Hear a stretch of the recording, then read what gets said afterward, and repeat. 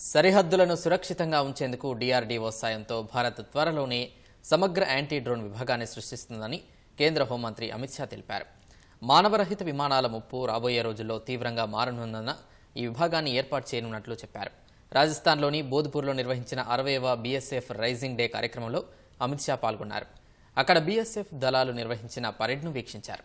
అనంతరం gallantry award విజేతలకు పథకాలు ప్రదానం చేశారు. ఆ తర్వాత మాట్లాడిన అమిత్ షా లేజర్ అమర్చిన anti drone gun mounted mechanism ప్రారంభ ఫలితాలు ప్రోత్సాహకరంగా ఉన్నాయని చెప్పారు.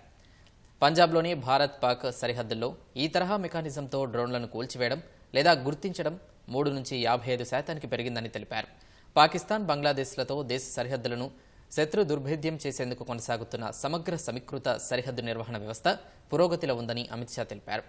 ఉత్తరాది సరిహద్దు గ్రామాల అభివృద్ధికి ఉద్దేశించిన వైబ్రెంట్ విలేజ్ ప్రోగ్రాంను దేశంలోని అన్ని సరిహద్దు పల్లెలకు అమలు చేయనున్నట్లు చెప్పారు.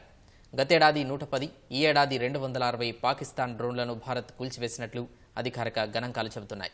వాటిలో చాలా వరకు ఆయుధాలు, మాదక ద్రవ్యాలు కలిగి ఉన్నట్లు తెలుస్తోంది.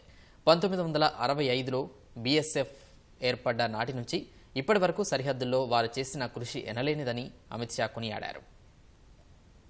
सीमा पर से कोई भी सूचना आती है किसी अप्रिय घटना की और जब मालूम होता है कि वहां बीएसएफ का जवान मौजूद है तो मन में देश के गृह मंत्री को जरा भी चिंता नहीं होती है, मेरे जवान है उससे निपट लेंगे। 1 दिसंबर 1965 से लेकर आज तक निरंतर देश की पूर्वी और पश्चिमी सीमा को सुरक्षा देने का आपका जो रिकॉर्ड है वो रिकॉर्ड आपने बहुत बखूबी निभाया है।